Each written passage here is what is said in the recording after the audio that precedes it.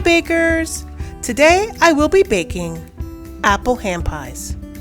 I can normally say no to cookies, I can sometimes say no to cake, but I rarely can say no to a good pie. Making good pastry is slowly becoming a lost art, and it took me many years to develop a pie crust that is truly delicious and forgiving. I love ham pies because they don't require any messy cutting and serving, and they're just absolutely so darn cute, but this pastry can certainly be used for more traditional 9-inch pies. In this video, I really wanted to concentrate on apple ham pies for Thanksgiving, but I did also make pecan pie, pumpkin pie, and s'mores pie, so I will leave the recipes for all these fillings in the description below. This is everything that you will need to make your pie crust. I will leave the metric and cup measures in the description below. Start your pastry by putting your flour, salt, and sugar into a large bowl. Add your room temperature shortening and cut your fat into your flour by using a pastry blender like I'm doing here, or you can also use your fingertips or just a plain household fork. Once your shortening is thoroughly cut into your flour mixture, add your cold butter by using the large holes of a box grater. Once you have your butter grated in, gently toss the butter shavings into the flour and shortening mixture. You don't want to rub the butter into the flour, you just want to gently toss it together. If your butter has gotten too warm to toss without clumping together, let it chill in the freezer for 10 minutes or so and then try tossing again. Once you have the butter tossed into the flour, chill the mixture in the freezer for 1 hour or so. After an hour, remove the mixture from the freezer and combine your egg yolks, your apple cider vinegar, and your cold water together. Beat well. Now add your wet mixture to your dry mixture and toss until all the pie crumbs are evenly hydrated. Trying to avoid the word moist. Knead your dough together 10 to 12 times until you form a ball. Wrap your dough in parchment or plastic wrap and refrigerate at least 2 hours minimum. This is everything that you will need to make your apple pie filling. I will leave the cup and metric measures in the description below. Peel and cut your apples. I normally use a combination of Granny Smith and a sweet baking apple. Be sure you're using a baking apple. You can always Google it and make sure, but it's very important. It will not retain its shape if it's not a baking apple. You need 7 to 8 cups of cut apples for this recipe. Add fresh lemon juice and toss your mixture.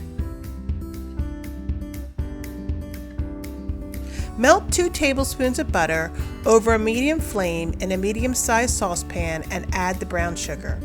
Cook the mixture for 30 seconds or so. Deglaze your pan with a little apple cider.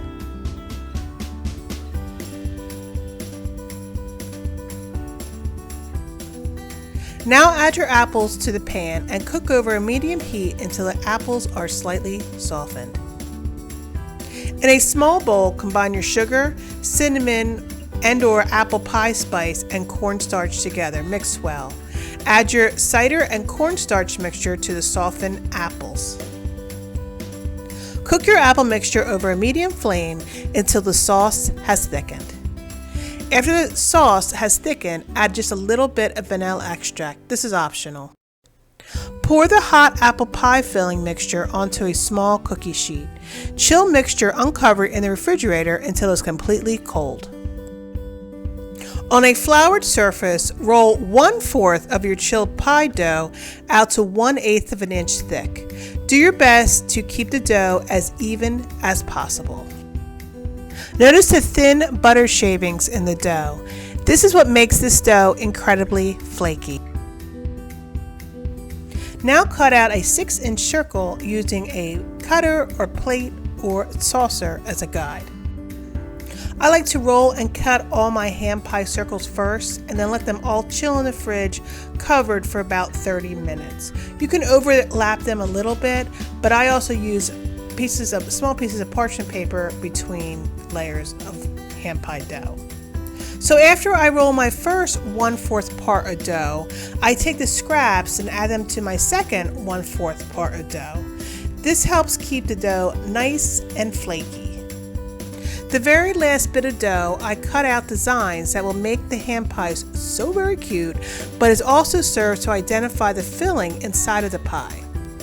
I can't tell you how many mystery filling pies I've served people before I figured this little trick out. After 30 minutes in the fridge, I take my pie crust circles out of the fridge one at a time and give each circle a quick roll. I want the thickness of the dough to be nice and even. Scoop a little of the apple filling to the right of your circle. Not right to the edge, leave a little rim so you can seal your ham pie. Now using a generous amount of beaten egg, brush the outer edge of your dough. Carefully fold the left side of your pie dough over your pie filling. Gently seal the edge of your ham pie by pressing down lightly with your fingertip.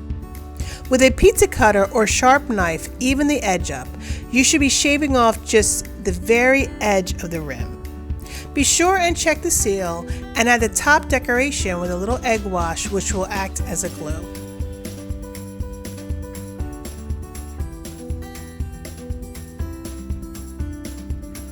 You will want to at least chill your finished ham pies before baking. I actually line up all my ham pies on a parchment lined baking sheet and freeze them.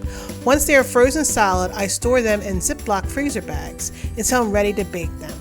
I currently have 40 frozen unbaked ham pies in my freezer, so if anyone wants to come over and have a cup of coffee and a socially distanced porch ham pies, please feel free to come and visit me.